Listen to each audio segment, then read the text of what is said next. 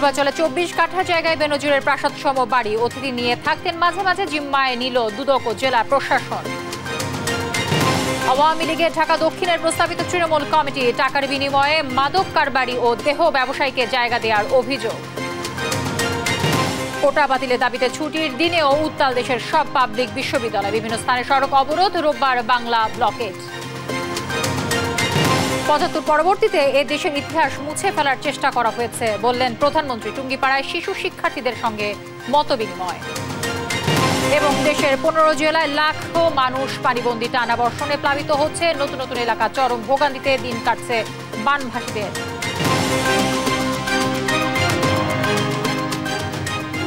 দর্শক, সংবাদ সন্ধ্যায় শুনছিলেন KSTN টিপার সংবাদ শিরোনামগুলো। সঙ্গে রয়েছে আমি তানজিয়া জুথি। দীর্ঘদিন পর সম্মেলন হয়ে যাওয়া 24টি ওয়ার্ড ও 75টি থানা কমিটি জমা দিয়েছে মেয়াদ উত্তীর্ণ ঢাকা মহানগর দক্ষিণ আওয়ামী লীগ। তালিকায় আছে ক্যাসিনো কাণ্ডের আসামি, হত্যাকারী, বিএনপির নেতা, দেহ ব্যবসায়ী। অভিযোগ উঠেছে কোটি কোটি টাকা বাণিজ্য হয়েছে কমিটি গঠনে। এ নিয়ে নিজেকে নির্দোষ দাবি করলেও সভাপতির বিষয়ে মন্তব্য করতে রাজি হননি ঢাকা দক্ষিণের সাধারণ সম্পাদক হুমায়ুন কবির। কেন্দ্রীয় নেতা মির্জা আজম বলেছেন, শেষ পর্যন্ত বিতর্কিত কেউ পদ পাবে না। তৌফিক মাহমুদ মুন্না জানাচ্ছেন এর বিস্তারিত। 2019 সালের 30 নভেম্বর ঢাকা মহানগর উত্তর দক্ষিণ আওয়ামী লীগের সম্মেলন অনুষ্ঠিত হয়। এতে দক্ষিণ সভাপতি হিসেবে আবু আহমদ মান্নাফি এবং সাধারণ সম্পাদক হিসেবে দায়িত্ব পান হুমায়ুন কবির। 2022 সালে শেষ হয়ে যায় এই কমিটির মেয়াদ। কেন্দ্র থেকে বারবার তাগিদ দিলে ওয়ার্ড থানা কমিটি নিয়ে কোনো কর্ণপাত করেনি দক্ষিণ আওয়ামী লীগ। অবশেষে 16 জুন অল থানা কমিটি জমা দেয় সাধারণ সম্পাদকের কাছে। শুরু থেকেই বিতর্কজনক সঙ্গী দক্ষিণ আওয়ামী লীগের, নেই কোনো শৃঙ্খলা। আপনাদের এই যে সামনে আপনি দাঁড়িয়েছেন, এই দাঁড়িয়ালা, এই যে দাঁড়িয়ালা, হ্যাঁ আপনার টাকা মানে কেন? প্রস্তাবিত কমিটি নিয়ে এরই মধ্যে উঠেছে বিস্তর অভিযোগ। 9 নম্বর ওয়ার্ডের প্রস্তাবিত সাধারণ সম্পাদক ওয়াহিদুর রহমান চৌধুরী ওয়াহিদের বিরুদ্ধে রয়েছে দিলকুশা সহ বিভিন্ন এলাকায় একাধিক জায়গা দখল। লালবাগ থানা সাধারণ সম্পাদক পদে নাম গেছে খোদ দক্ষিণের সাধারণ সম্পাদকের আপন ভাইয়ের। অভিযোগ আছে দক্ষিণ সভাপতিকে গাড়ি উপহার দিয়ে সাধারণ সম্পাদকের পদে নিজের নাম বসিয়েছেন হত্যা মামলার আসামি গোলাম মোস্তফা শিমুল। এদিকে ভাইয়ের পরে নিজ ভাগ্নেকে ওয়ার্ড সেক্রেটারি পদ দিয়েছেন সাধারণ সম্পাদক হুমায়ুন কবির। বিতর্কিত কর্মকাণ্ডের অভিযুক্ত কাউন্সিলর আকাশ কুমার ভৌমিককে থানার সেক্রেটারি পদে প্রস্তাব করা হয়েছে। অন্য দল থেকে উড়ে এসে জুড়ে বসা বিএনপির পদধারী, এমনকি মাদক মামলার আসামি চিহ্নিত মাদক ব্যবসায়ী নামও প্রস্তাব করা হয়েছে থানা ওয়ার্ড কমিটির সভাপতি সাধারণ সম্পাদক পদে। তৃণমূলের প্রস্তাবিত কমিটি নিয়ে ক্ষোভের শেষ নেই। স্বয়ং দলীয় সভাপতির হস্তক্ষেপ কামনা করছেন কেউ কেউ। শাহবাগ থানার সভাপতি যারে প্রস্তাব করছে সে মেয়ে লোকের দেহ ব্যবসায় করত আনন্দবাজার, তারে ঝাড়ুর মিছিলও বের করছে মেয়ে লোকরা। এই থানাও মামলা আছে, মামলা ওসি লাগছে, লুচ্চা শহীদ। অফার আসলেও যদি সভাপতি পদে থাকতে চান তাহলে 20 লক্ষ টাকা দিতে হবে, আপনি পুনরায় সভাপতি হবেন। আমি বলেছি আমি টাকা দিয়ে নেতা হবে না, আমাকে শেখ হাসিনা নেতা বানাইছেন, যদি উনি পুনরায় মনে করেন যে আমাকে রাখবেন। এখানে সভাপতি সব টাকা ছিল, আমি সেক্রেটারির কাছে আসলাম, এখানেও আমার টাকা দিতে হবে। ভাই আমি সালাম দিয়ে বললাম যে আমি ঠিক আছে, টাকা দিয়ে আমি রাজনীতি করব না। যে কোনো সময় ক্ষোভের বিস্ফোরণ ঘটতে পারে জানিয়ে অনতিবিলম্বে মহানগর কমিটির সম্মেলন দাবি করলেন তৃণমূলের নেতারা। 75টি ওয়ার্ড 24টি থানাতে বাদ দেওয়া হয়েছে, তারা সবাই একটা বিক্ষুব্ধ অবস্থায় রয়েছে। কোন সময় যে বিস্ফোরণ ঘটে সেটা আসলে সময় হলে আপনি দেখতে পারবেন যে কোনো সময় বিস্ফোরণ করতে পারে। 2001-এ যখন বিএনপি ক্ষমতা আসে তখন কিন্তু আমরা মার খেয়েছি। যারা আমাদেরকে মারছে তারা এখন আবার এই পার্টির দায়িত্ব নেতৃত্ব দিতে চায়। কষ্টটা কোথায় আপনি এখন চিন্তা করতে পারেন। আমরা প্রধানমন্ত্রীর কাছে আকুল আবেদন করে বলি যে আপনি মহানগরের দিকে সুদৃষ্টি দেন। তবে দক্ষিণ আওয়ামী লীগ সাধারণ সম্পাদক বলছেন গোয়েন্দা সংস্থা যাচাই বাছাই পর কমিটি চূড়ান্ত করা হবে। আমার সভাপতির ব্যাপারে ওনাকে জিজ্ঞেস করে ওনার ছিল, আমি এটার ব্যাপারে কোনো কমেন্ট বলবো না। আমি আমার ভাইয়ের সভাপতিরা সাধারণ সম্পাদক পদ দিচ্ছি লালবাগ থানা, এবং আমার ভাইয়া সাধারণ সম্পাদক, ছবি এটা স্পষ্ট। হ্যাঁ, আমি তাদের দায়িত্বে বলছি। হ্যাঁ, তাদের যদি যোগ্যতা থাকে তারা পাবে। বিতর্কিত কেউই স্থান পাবে না কমিটিতে, সাব জানান দায়িত্বপ্রাপ্ত আওয়ামী লীগের সাংগঠনিক সম্পাদক মির্জা আজম। বিতর্কিত যদি থাকে নিশ্চয়ই কমিটি ডিক্লারেশনের আগে এই বিষয়গুলা খতিয়ে দেখা হবে, এবং খতিয়ে দেখলে যদি কারো বিরুদ্ধে এরকম সুনির্দিষ্ট কোনো অভিযোগ থাকে তাহলে তাকে অবশ্যই বাদ দেওয়া হবে। তৌফিক মাহমুদ মুন্না, দেশ টিভি, ঢাকা। 24 কাঠা জমির উপর আলিশান বাড়ি, নাম শাভানা ইকো রিসোর্ট, যার মালিক সাবেক আইজিপি বেনজির আহমেদ। বাড়িটি জিম্মায় নিয়েছে দুর্নীতি দমন কমিশন ও জেলা প্রশাসন। স্থানীয়রা বলছেন যে বেনজির মাঝে মাঝে এখানে এসে থাকতেন, সঙ্গে থাকতো নানা ধরনের অতিথি। দর্শক, বাকিটা জানবো আমাদের সহকর্মী শাহাদাত নিশাদের প্রতিবেদনে। 2022 সালে এই আলিশান বাংলো বাড়ি নির্মাণ করেন তৎকালীন পুলিশ প্রধান বেনজির আহমেদ। নাম রাখেন সাভানা ইকো রিসোর্ট। ইউরোপীয় স্থাপত্যের আদলে তৈরি করা এই বাংলো বাড়িতে তিনি নিয়মিত থাকতেন না, তবে মাঝে মাঝে আসতেন নানা অতিথি নিয়ে, থাকতেনও মাঝে মধ্যে। স্থানীয়রা জানিয়েছেন, লাল রঙের ডুপ্লেক্স এই বাড়িকে ঘিরে তাদের নানা কৌতূহল থাকলেও পুলিশ প্রধানের ভয়ে কেউই মুখ খুলতেন না। শনিবার বিকেলে নারায়ণগঞ্জের অতিরিক্ত জেলা প্রশাসক শফিকুল আলম ও দুদকের উপপরিচালক মইনুল হাসানের নেতৃত্বে একটি দল নারায়ণগঞ্জের রূপগঞ্জের পূর্বাচলের দক্ষিণবাগ এলাকায় যান। সেখানে বিলাসবহুল এই বাংলোটির প্রধান ফটকে তালা দিয়ে তারা নিজের জিম্মায় নেন। বাড়িটি ক্রয় করা শেষে জেলা প্রশাসনের অতিরিক্ত জেলা প্রশাসক শফিকুল আলম জানান, আদালতের নির্দেশ মেনে এই বাড়িটি ক্রয় করা হয়েছে। আগামী শনিবার পর্যন্ত বাড়িটি স্থানীয় মেম্বারের জিম্মায় রাখা হয়েছে বলেও উল্লেখ করেন প্রশাসনের এই কর্মকর্তা। আপাত দৃষ্টিতে আমরা 2 তলা একটি ভবন পেয়েছি। কিছু পেট অ্যানিমেল আছে, যেমন কুকুর এবং পাখি দেখা গেছে। এখানে নিরাপত্তা প্রহরী যিনি 2 জন এখানে আছে তাদেরকে রাখা হলো। পাশাপাশি আমরা স্থানীয় মেম্বারের জিম্মায় আগামী সোমবার পর্যন্ত তার জিম্মায় এটা রাখা হলো। বাড়িটি ক্রয় করা শেষে দুদকের নারায়ণগঞ্জের উপপরিচালক জানান, 6 কাঠা করে 4টি প্লটের 24 কাঠার মধ্যে এই বাড়িটি বানানো হয়েছে। সাবেক আইজিপি বেনজিরের নারায়ণগঞ্জে আর কোনো সম্পদ আছে কিনা তা অনুসন্ধান চলছে বলেও জানান দুদকের এই কর্মকর্তা। টোটাল হচ্ছে 6 কাঠা করে একটা প্লট, তো 4টা 24 কাঠা, ওই 4টা প্লটকে একত্রিত করে 24 কাঠার একটা প্লট। এখানে এই প্লটটার উপরে এই ভবনটি নির্মিত। স্থানীয়রা জানান, 8 বছর আগে এলাকার প্রয়াত প্রেমানন্দ সরকারের সন্তানদের কাছ থেকে 1,83,00,000 টাকায় জোরপূর্বক 55% জায়গা নেন বেনজির। মাঝে মধ্যে বেনজিরকে বাড়িটির মধ্যে নারীদের সাথে নিয়ে ঢুকতে দেখতেন স্থানীয়রা, কিন্তু তাদের কাছে নারীদের পরিচয় দেওয়া হতো বেনজিরের পরিবারের সদস্য বলে। শাহাদাত নিশাদ, দেশ টিভি, নারায়ণগঞ্জ। কোটা সংস্কার আন্দোলনের 6ষ্ঠ দিনেও রাজধানীর শাহবাগ মোড় অবরোধ করে আন্দোলনকারীরা। ঢাকা বিশ্ববিদ্যালয় থেকে মিছিল নিয়ে বুয়েট, ইডেন, হোম ইকোনমিক্স এবং ঢাকা কলেজ ঘুরে শাহবাগে অবস্থান নেয় তারা। হাইকোর্টের রায় প্রত্যাখ্যান করে কোটা বৈষম্যের অবসান দাবি করেন তারা। অবরোধ শেষে আগামীকাল বাংলা ব্লকেড কর্মসূচি পালনের ঘোষণা দেয় আন্দোলনকারীরা। বিস্তারিত জানাচ্ছেন জান্নাতুল মোহনা। কোটা সংস্কার আন্দোলনের 6ষ্ঠ দিনেও উত্তাল ঢাকা বিশ্ববিদ্যালয় ক্যাম্পাস। বেলা 3টার দিকে কোটা বিরোধী আন্দোলনে ঢাকা বিশ্ববিদ্যালয় শিক্ষার্থীদের সঙ্গে যোগ দেয় বিভিন্ন শিক্ষার্থীরা। কেন্দ্রীয় লাইব্রেরির সামনে থেকে মিছিল নিয়ে বুয়েট, ইডেন, হোম ইকোনমিক্স ঘুরে শাহবাগে জমায়েত হন আন্দোলনকারীরা। মুক্তিযোদ্ধা কোটা বহাল থাকা নিয়ে হাইকোর্টের রায়কে প্রত্যাখ্যান করে চাকরি প্রত্যাশীরা। মুক্তিযোদ্ধাদেরকে আরো দেন, আরো বেশি করে দেন, বাড়ি করে দেন, একটা করে BMW গাড়ি দেন, আমরা মেনে নিব, কিন্তু আমাদের থালার ভাত আপনি কেন কেড়ে নেবেন? আমি দাবি জানাচ্ছি এবং আমাদের সমন্বিত দাবি জানাচ্ছি, এবং যেহেতু আমরা দেখেছি যে প্রশাসন এই পর্যন্ত আমাদের এই দাবিটিকে অ্যাড্রেস করেনি, এই কারণে আগামীকাল 3টা থেকে আমাদের বাংলাদেশ ব্লকেট কর্মসূচি চলবে। রোববার বেলা 3টা থেকে বাংলা ব্লকেট কর্মসূচি ঘোষণা করে আন্দোলনকারীরা। এতে ঢাকা বিশ্ববিদ্যালয় সহ সব পাবলিক বিশ্ববিদ্যালয়ের প্রবেশপথ, গুরুত্বপূর্ণ মোড় ও মহাসড়ক অবরোধ করা হবে বলে জানান তারা। জান্নাতুল মোহনা, দেশ টিভি, ঢাকা। কোটা বাতিলের দাবিতে আন্দোলনে উত্তাল দেশের অন্যান্য বিশ্ববিদ্যালয়ও। নিজ নিজ ক্যাম্পাসে বিক্ষোভ সহ নানা কর্মসূচি পালন করে শিক্ষার্থীরা। দাবি আদায়ে বিভিন্ন সড়ক, মহাসড়কও অবরোধ করে তারা। কোটার কারণে চাকরি পেতে বৈষম্যের শিকার হচ্ছেন বলে দাবি আন্দোলনকারীদের।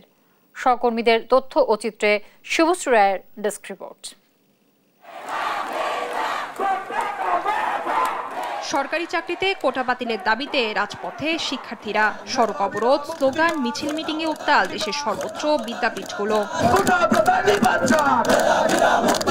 শনিবার সকালে কোটা বাতিলের দাবিতে ঢাকা টাঙ্গাইল মহাসড়ক অবরোধ করেন মাওলানা ভাসানী বিজ্ঞান ও প্রযুক্তি বিশ্ববিদ্যালয়ের শিক্ষার্থীরা। সকাল 10:30 থেকে বেলা 12টা পর্যন্ত সদর উপজেলার আশিরপুর বাইপাস এলাকায় মহাসড়কে অবস্থান নিয়ে অবরোধ কর্মসূচি পালন করেন তারা। এতে মহাসড়কের 2 পাশে যানবাহন চলাচল বন্ধ হয়ে সৃষ্টি হয় দীর্ঘ যানজট।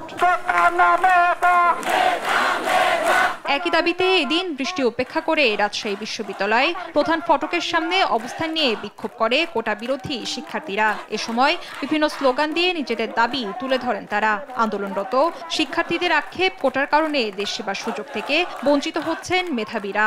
পরিশ্রম আর মেধার অবমূল্যায়ন হচ্ছে এই কোটার মাধ্যমে। যদি 70% পুরোটাই ফিল আপ করে ফেলে, 52% তো গেল মানে মুক্তিযোদ্ধা কোটায়, তারপর যদি বাকি 20% এভাবে অন্যান্য কোটায় ফিল আপ হয়ে যায়, তাহলে সাধারণ মানুষের জায়গাটা কোথায় থাকবে? আমরা 18 সালে যে পরিবর্তন আছে সেই পরিবর্তন মানে বাতিল করা যাবে না, এটা বহাল রাখতে হবে।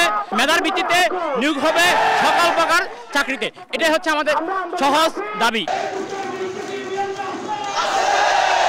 কোটা সংস্কারের দাবি জানিয়ে পদযাত্রা ও ছাত্র সমাবেশ হয় ইসলামী বিশ্ববিদ্যালয়ে। এ সময় বিভিন্ন স্লোগানে নিজেদের দাবি তুলে ধরেন আন্দোলনকারীরা। কোটা একটা সমন্বয়ের মাধ্যমে সংকীর্ণ করা হোক।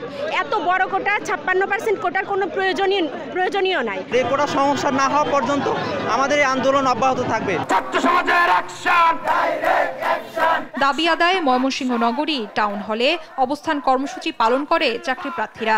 এ সময় উচ্চ আদালতের বহাল রাখা রায় প্রত্যাহার করে সরকারি চাকরিতে কোটা প্রত্যাহারের দাবি জানান তারা। হাইকোর্ট যে রায় দিয়েছে সেই রায় সারা বাংলাদেশের ছাত্র সমাজের মনোভাবের বিরোধী রায়। আমরা আমাদের রাজপথ থেকে হাইকোর্টের সেই রায়কে চ্যালেঞ্জ করতে চাই। কোটা বাতিলে দাবি না আদায় হওয়া পর্যন্ত কঠোর আন্দোলনের হুঁশিয়ারি সাধারণ শিক্ষার্থীদের।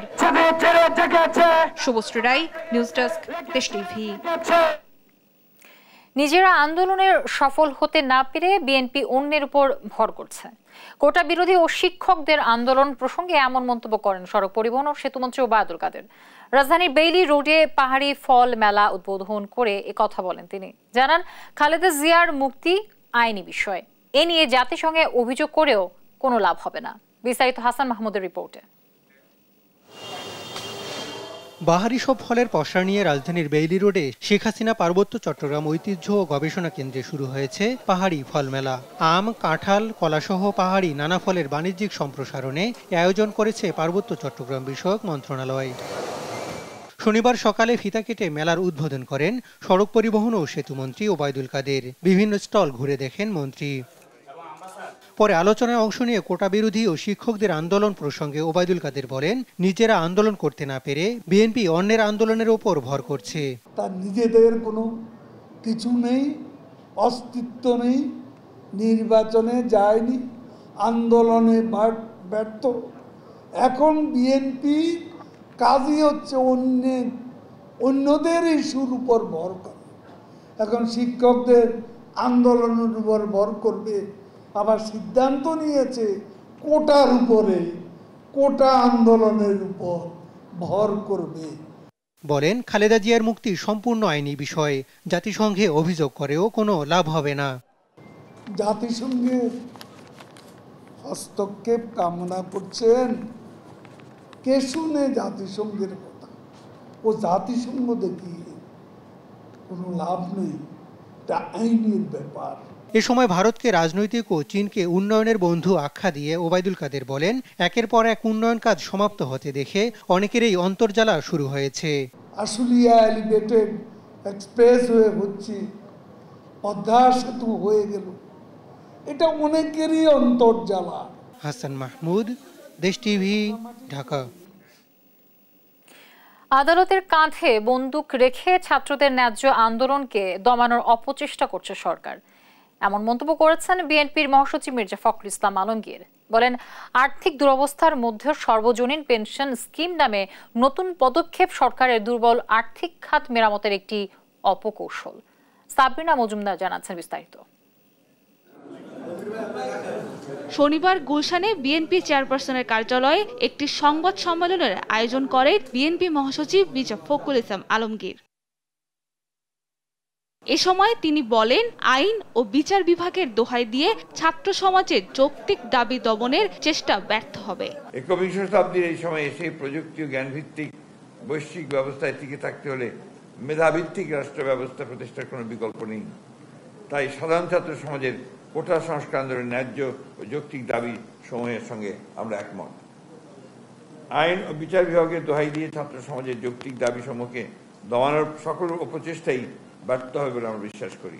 বিশ্ববিদ্যালয়ের শিক্ষকরা পেনশন স্কিম বাতিলের দাবিতে যে আন্দোলন করছে তা বিএনপি সমর্থন জানায় দাবি করে দলটির মহাসচিব বলেন, পেনশন স্কিম চালুর নাম করে জনগণের পকেট খালি করতে চায় সরকার। যেহেতু দেশের অর্থনৈতিক অবস্থা চরম সংকটাপন্ন, সেহেতু অন্যান্য খাত সহ শিক্ষকদের কাছ থেকে অন্যায়ভাবে এই পেনশনের টাকা তুলে নিতে চাচ্ছে। সরকারের আর্থিক অবস্থার মধ্যে সার্বজনীন পেনশন স্কিম নামে নতুন স্কিম চালু করা সরকারের দুর্বল আর্থিক খাতে মেরামত করার একটা কৌশল।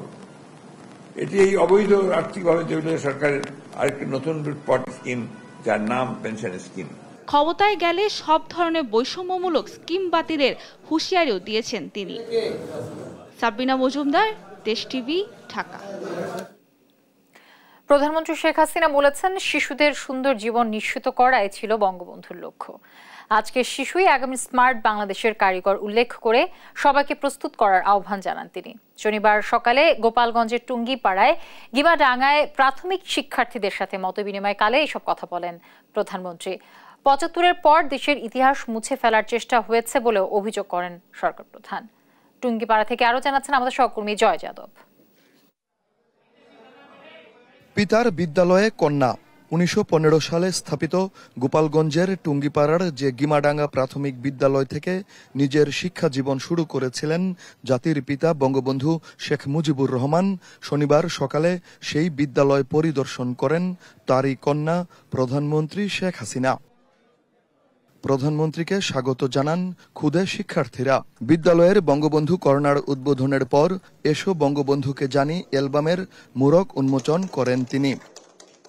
প্রধানমন্ত্রী বলেন, শিশুদের সুন্দর জীবন নিশ্চিত করাই ছিল বঙ্গবন্ধুর লক্ষ্য। মানুষের এটা জানা উচিত যে কিভাবে আমরা স্বাধীন হলাম, আর স্বাধীনতার পরেও আমাদের যে কাজগুলি সেগুলো আমাদের জানতে হবে। কারণ জাতির পিতা বঙ্গবন্ধু শেখ মুজিব ছোটবেলা থেকে কিন্তু সাধারণ মানুষের জন্য কাজ করতেন, এবং ওরা একটা মানুষের প্রতি একটা আলাদা দরদ ছিল। এবং দেখতেন যে দেশে মানুষ খাবার পায় না, পরনের ছিন্ন কাপড়, থাকার জায়গা নেই, চিকিৎসা পেত না, এটা ওনাকে খুব ব্যথিত করত। সেই জন্য বোধহয় ছোটবেলা থেকে উনি বড় হয়েছিলেন, এবং এরপর থেকে মানুষের জন্যই তিনি কাজ করতেন। নিজের জীবনের কোনো সুখ সুবিধা কিচ্ছু দেখেননি, শুধু একটাই ছিল এদেশের মানুষকে কিভাবে এই দারিদ্র্যের হাত থেকে মুক্তি দেবেন, কিভাবে একটা উন্নত জীবন দেবেন এবং ছোট্ট শিশুরা যেন একটা সুন্দর জীবন পায়, সেটাই ওনার জীবনের লক্ষ্য। শেখ হাসিনা জানান, ৭৫-এর পর এদেশের ইতিহাস মুছে ফেলার চেষ্টা করা হয়েছে। বলেন, প্রজন্মকে সঠিক ইতিহাস জানাতে হবে।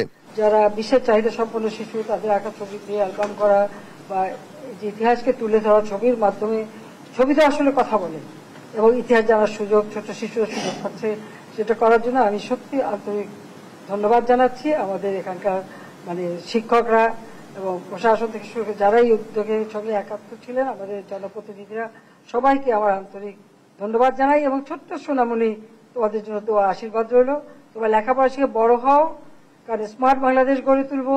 সেই বাংলাদেশে তো তোমরাই হবে আসল স্মার্ট, যার দেশ চালাবে। দুপুরে পাটগাতি বাসস্ট্যান্ডে টুঙ্গিপাড়া মাল্টিপারপাস পৌর সুপার মার্কেট পরিদর্শন করেন প্রধানমন্ত্রী। পরে গোপালগঞ্জ জেলা ও টুঙ্গিপাড়া উপজেলা আওয়ামী লীগ নেতারা এবং মার্কেটের ব্যবসায়ীদের সাথে কুশল বিনিময় করেন শেখ হাসিনা। জয় যাদব, দেশ টিভি, টুঙ্গিপাড়া, গোপালগঞ্জ। সংবাদ সন্ধ্যায় আরো যা থাকছে। যুক্তরাজ্যে ২০০ বছরের মধ্যে বড় পরাজয় টরিদের, অর্থনৈতিক টালমাটাল পরিস্থিতি ভরাডুবির কারণ বলছেন বিশ্লেষকরা। টানা বৃষ্টি ও উজানের ঢলে কুড়িগ্রাম, পঞ্চগড়, লালমনিরহাট সহ ১৫ জেলায় সৃষ্টি হয়েছে বন্যার পরিস্থিতি। এতে প্রায় ২০ লাখ মানুষ পানিবন্দী হয়ে পড়েছে। প্রতিদিনই প্লাবিত হচ্ছে নতুন নতুন এলাকা। দুর্গত এলাকায় দেখা দিয়েছে খাবার ও বিশুদ্ধ পানির সংকট। চরম ভোগান্তিতে দিন কাটছে বানভাসীদের। এদিকে পানি ওঠায় অনেক এলাকায় বন্ধ রয়েছে শিক্ষা প্রতিষ্ঠান। সহকর্মীদের তথ্য ও চিত্রে ফারজানা ইসলামের ডেস্ক রিপোর্ট। থাকার ঘর পানিতে নিমজ্জিত, তাই কলাগাছের ভেলায় আশ্রয় নিয়েছে দুর্গতরা। কুড়িগ্রামে শতাধিক পরিবারের একই অবস্থা। ব্রহ্মপুত্রের পানি চিলমারি পয়েন্টে ও হাতিয়া পয়েন্টে প্রায় ৭২ সেন্টিমিটার উপর দিয়ে প্রবাহিত হওয়ায় নদী তীরবর্তী ৪০টি ইউনিয়নের ৩ শতাধিক গ্রাম পানিতে তলিয়ে। পানি উঠায় ৮৬টি প্রাথমিক বিদ্যালয়ের পাঠদান বন্ধ রয়েছে। এসব এলাকায় দেখা দিয়েছে খাবার ও বিশুদ্ধ পানির সংকট। ঘরের ভিতরে মানে চৌকি টাঙে ওই উপরে আছে। বাড়ির মধ্যে পানি চলা ফিরে খাওয়া দাওয়া এলে মনে করলেন বিভিন্ন আর কি কষ্ট। ব্রহ্মপুত্র, যমুনা ও ঘাঘট নদীর পানি এখনো বিপদসীমার উপর দিয়ে বইছে। এতে গাইবান্ধার 4 উপজেলার 32টি ইউনিয়নে পানিবন্দী 30,000 পরিবার। শুকনো জায়গা না থাকায় রান্নাবান্না করতে না পারায় অনেকেরই দিন কাটছে অনাহারে। এদিকে জেলায় দেখা দিয়েছে খাদ্য ও বিশুদ্ধ পানির সংকট। সময়ও হয় না যে বাচ্চাকে নিয়ে থাকবো না, হলে রান্নাবান্না করেই খাবো। কানিচরে 250টি পরিবার নদী ভাঙনে বিলীন হয়ে গেছে। লালমনিরহাটে আবারও বেড়েছে তিস্তার পানি। বর্তমানে বিপদসীমার মাত্র 10 সেন্টিমিটার নিচ দিয়ে পানি প্রবাহিত হচ্ছে। এতে নদী তীরবর্তী নিম্নাঞ্চলে ঢুকতে শুরু করেছে পানি। গত কয়েকদিনে তিস্তার পানি হঠাৎ বাড়া কমায় আতঙ্কে দিন কাটছে তিস্তাপাড়ের মানুষের। এখন তো উপায় নাই, গরু বাছর হাঁস মুরগি নিয়ে খুবই বিপদের মধ্যে আছে। এই পানি এত হওয়াতে আমাদের ফসলি জমি নষ্ট হয়ে পড়িয়েছে। এদিকে টানা বর্ষণে পঞ্চগড়ের 33টি নদীর পানি বৃদ্ধি পেয়েছে। কয়েকদিনে রেকর্ড পরিমাণ বৃষ্টি হওয়ায় অনেকের পুকুরের পানি ভেসে গেছে, নষ্ট হয়েছে ফসলি জমি। সময় মতো বের হতে পারছে না খেটে খাওয়া মানুষ। হাঁটু পর্যন্ত পানি দেখতে পাচ্ছি এবং কি আমাদের গ্রামের আশেপাশে যত রকম ছাত্রছাত্রী যারা আছে তারা খুব অসহায়ের মধ্যে পড়ে গেছে। সাধারণ মানুষের খুব কষ্ট হচ্ছে, যারা দিনমজুরি করে তারা প্রতিদিন দিনমজুরি কাজ করে চলে, তারা চলতে পারতেছে না। এদিকে সুনামগঞ্জে সার্বিক বন্যা পরিস্থিতির উন্নতি হয়েছে। সুরমা নদীর পানি বিপদসীমার 15 সেন্টিমিটার নিচ দিয়ে প্রবাহিত হচ্ছে। সেই সাথে কমেছে জেলার উপর দিয়ে বয়ে যাওয়া সবগুলো নদীর পানি। দেয় না, কই তো কোনো লাভ নাই। সরকার তো খালি সরকার আছে, কিন্তু কিছুতে পাই না। একবার 3বার পানি উঠলে এলিয়া কিছুই পাইলাম না, ঘরের ভিতরে বয়ে এলাম অনাহারি হইয়া। এদিকে দেখুন পেরিবার দিয়ে তুলে রাখছে, আমরা এইদিকে যতটুকু পানি বাড়ে এই পানিটা যাওয়ার কোনো রাস্তা নেই। দুর্গত এলাকায় দ্রুত ত্রাণ সহায়তার দাবি বন্যা কবলিতদের। ফারজানা ইসলাম, নিউজ ডেস্ক, দেশ টিভি। দেখছেন সংবাদ সন্ধ্যা। পিজিআর গঠনের 42 দিনের মাথায় সপরিবারে জাতির পিতাকে জীবন দিতে হয়েছে, যা জাতির জন্য চরম ব্যর্থতা বলে মন্তব্য করেছেন রাষ্ট্রপতি মোহাম্মদ শাহাবুদ্দিন। বলেন, পিজিআর আজকের মতো সুসংগঠিত থাকলে এমন ঘটনা ঘটতো না। প্রেসিডেন্ট গার্ড রেমিটেন্সের প্রতিষ্ঠাবার্ষিকীর অনুষ্ঠানে তিনি আরও বলেন, বিশ্বের সাথে তাল মিলিয়ে আধুনিক প্রযুক্তি, জ্ঞান ও প্রশিক্ষণ নিতে হবে। বিস্তারিত জানাচ্ছেন শামীম আক্তার। 1975 সালের 5 জুলাই জাতির পিতা বঙ্গবন্ধু শেখ মুজিবুর রহমানের নির্দেশে গঠিত হয় প্রেসিডেন্ট গার্ড রেজিমেন্ট পিজিআর। শনিবার এর 49তম প্রতিষ্ঠাবার্ষিকী। এ উপলক্ষে দুদিনের আয়োজনে প্রথম দিন প্রধান অতিথি রাষ্ট্রপতি। রাষ্ট্রপতি মোহাম্মদ শাহাবুদ্দিন সকালে পিজিআর সদর দফতরে পৌঁছালে তাকে অভ্যর্থনা জানান সেনাবাহিনী প্রধান জেনারেল ওয়াকারুজ্জামান। পিজিআর এর কোয়ার্টার গার্ড পরিদর্শন শেষে পরিদর্শন বইয়ে স্বাক্ষর করেন তিনি। এরপর দরবারে বক্তব্য রাখেন রাষ্ট্রপতি। পিজিআর সহ বাংলাদেশ গঠনে জাতির পিতার অবদান স্মরণ করেন রাষ্ট্রপতি। পিজিআর গঠনের 42 দিন পর সপরিবারে জীবন দিতে হয় বাংলাদেশের স্থপতিকে জানিয়ে তুলে ধরেন সে সময়ের প্রেক্ষাপট। যে পিজিআর প্রতিষ্ঠার মাত্র 42 দিনের মাথায় মুক্তিযুদ্ধ ও স্বাধীনতা বিরোধী ঘাতক চক্রের হাতে বঙ্গবন্ধু ও বেগম ফজিলুন্নেসা মুজিব সহ তার পরিবারের সদস্যগণ ধানমন্ডির 32 নম্বর বাড়িতে নির্মমভাবে শহীদ হন। সেদিন আমরা তাকে রক্ষা করতে পারিনি, যে জাতি হিসাবে সেটা ছিল আমাদের চরম ব্যর্থতা। আজকের মতো যদি সুসংগঠিত পিজিআর থাকতো তাহলে হয়তো আমরা আমাদের জাতির পিতাকে রক্ষা করতে পারতাম। দেশের ইতিহাস অন্য ধারায় লিখিত হতো। বিশ্বের সাথে তাল মেলাতে এখন থেকেই প্রস্তুত হওয়ার নির্দেশ দেন তিনি। কর্তব্য পালনে আত্মত্যাগের উজ্জ্বল দৃষ্টান্ত স্থাপন করেছেন। আগামীতেও আপনারা কর্তব্য পরায়ণতা ও নিষ্ঠায় অটল থেকে এবং চেইন অফ কমান্ডের প্রতি আস্থাশীল থেকে আপনাদের উপর অর্পিত যে কোনো দায়িত্ব সুষ্ঠুভাবে পালন করবেন। আপনারা স্বাচ্ছন্দ্যের সাথে প্রশিক্ষণ গ্রহণ করবেন, শৃঙ্খলা বজায় রাখবেন, আত্ম উন্নয়নে মনোযোগী হবেন। পিজিআর সদস্যদের একাগ্রতা, নিষ্ঠা, শৃঙ্খলাবোধ ও পেশাগত দক্ষতার প্রশংসা করে নেতৃত্বের প্রতি অনুগত্য থেকে নিজেদের দায়িত্ব পালনের নির্দেশ দেন রাষ্ট্রপতি। শামীমা আক্তার, দেশ টিভি, ঢাকা। সংবাদ সন্ধ্যায় আরো থাকছে। কোপা আমেরিকার সকালে ব্রাজিলের প্রতিপক্ষ দারুণ ফর্মে থাকা উরুগুয়ে। ইউরোতে রাতে মাঠে নামছে ইংল্যান্ড ও সুইজারল্যান্ড।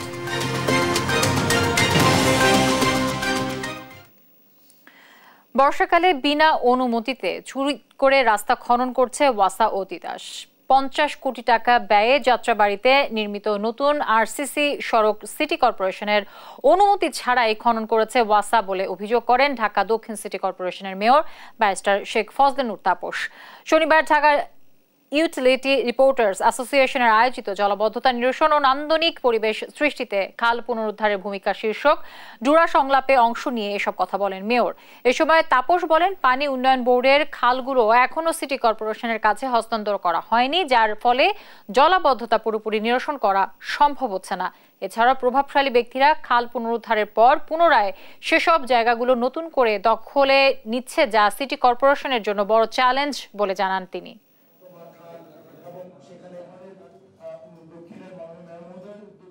যখন তারা আমাদের ক্ষেত্রে তারা উপলব্ধি করে যে এই বর্ষা মৌসুমে তারা অনুমতি পাবে না, আমরা যখন কঠোর হই তাহলে তখন তারা চুরি করে এভাবে আমাদের সড়কগুলো ধ্বংস করে, অথবা তাদের ঊর্ধ্বতন আমাদেরও তো উপরওয়ালা তাদের কাছে গিয়ে আমাদের নালিশ করে যে আমরা ঢাকা শহরে কোনো প্রকল্প বাস্তবায়ন করতে দিচ্ছি না। দেখছেন সংবাদ সন্ধ্যা।